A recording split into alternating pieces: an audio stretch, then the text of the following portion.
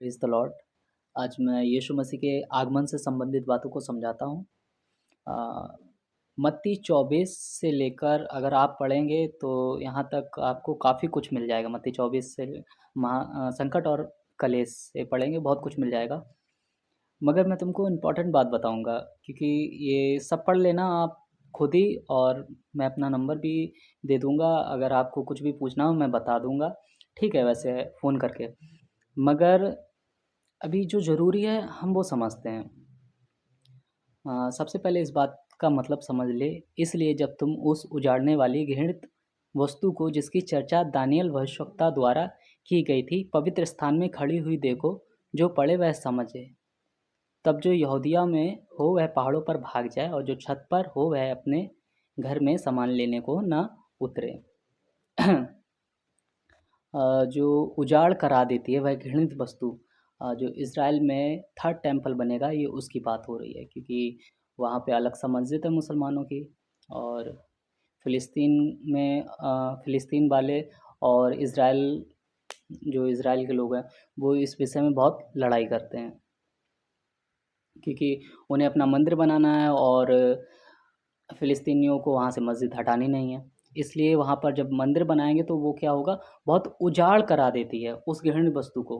जिसे लोग सोचते हैं, काफ़ी क्रिश्चियन लोग भी सोचते हैं कि हाँ, वो बनना ज़रूरी है। अब तुम्हारा भी तुम्हारा मंदिर है। ख़ैर आगे समझते हैं इस बात को। यहाँ पढ़े 24। क्योंकि झूठे मसीह और झूठे भविष्यवक्ता उठ खड़े होंगे और बड़े चिन्ह और अद्भुत काम दिखाएँगे। क्या होगा?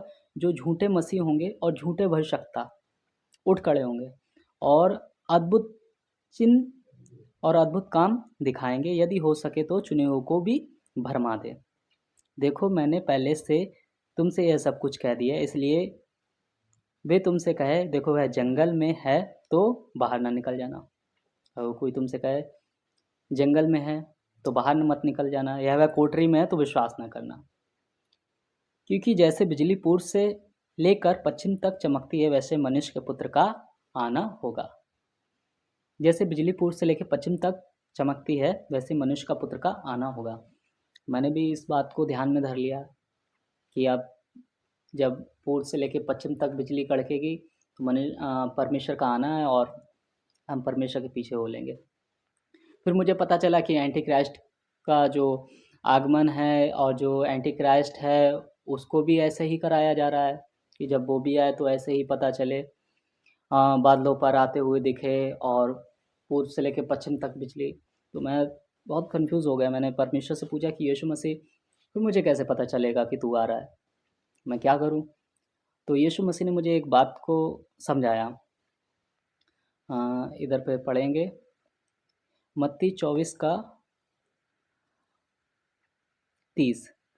तब मनुष्य के पुत्र का चिन्ह आकाश में दिखाई देगा, तब पृथ्वी के सब कुलों के लोग छाती पीटेंगे और मनुष्य के पुत्र को बड़ी सामर्थ और ऐश्वर्य के साथ बादलों पर आते देखेंगे।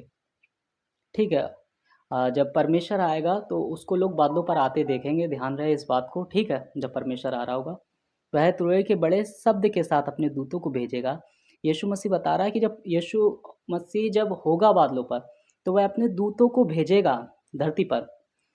वह तुरही के बड़े शब्द के साथ अपने दूतों को भेजेगा और वे आकाश के इस छोर से उस छोर तक चारों दिशाओं से उसके चुने हुओं को क्या करेंगे?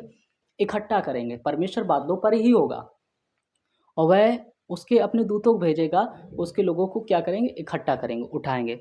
इसी को रैप्चर कहते हैं। यही है रैप्चर, ठीक है। और कोई तुमसे कहे कि देखो बिजली पूर्व से लेके पश्चिम तक कड़की है, वो इज़राइल में आ गए हैं, अब तो हम भी तुम्हारे यीशु पे विश्वास करते हैं चलो। या इंग्लैंड में आ गए हैं, या अमेरिका में आ गए हैं, दिल्ली में आ गए हैं, फ्रांस में आ गए हैं, कोई कहीं भी कहे, तुमको कहीं नहीं जाना।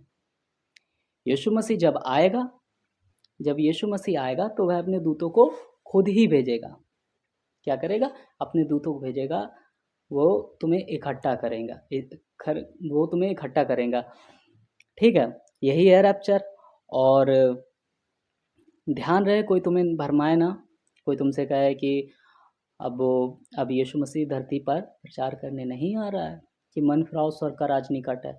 अब यीशु मसीह न्याय करने आ रहा है। अब देखेगा कि परमेश्वर ने कि कौन तैयार है, कौन तैयार नहीं है। याद रहे कि परमेश्वर का आगमन जब होगा तो तुम भटकने ना पाओ। कोई तुमसे कहे इज़राइल में आ गया, कहीं भी आ गया, इस बात को बड़ी ही ध्यान रखे और बाकी भी लोगों को बताए। लोग सोच रहे हैं बिजली पूर्व से लेकर पश्चिम तक कड़केगी और यानी काफ़ी लोग दुष्ट को सजदा कर लेंगे, भटक जाएंगे। उनको समझाओ, उनके जहन में इस बात को उतार दो कि परमेश्वर का आगमन कैसे होगा और तुमको कहीं नहीं जाना होगा।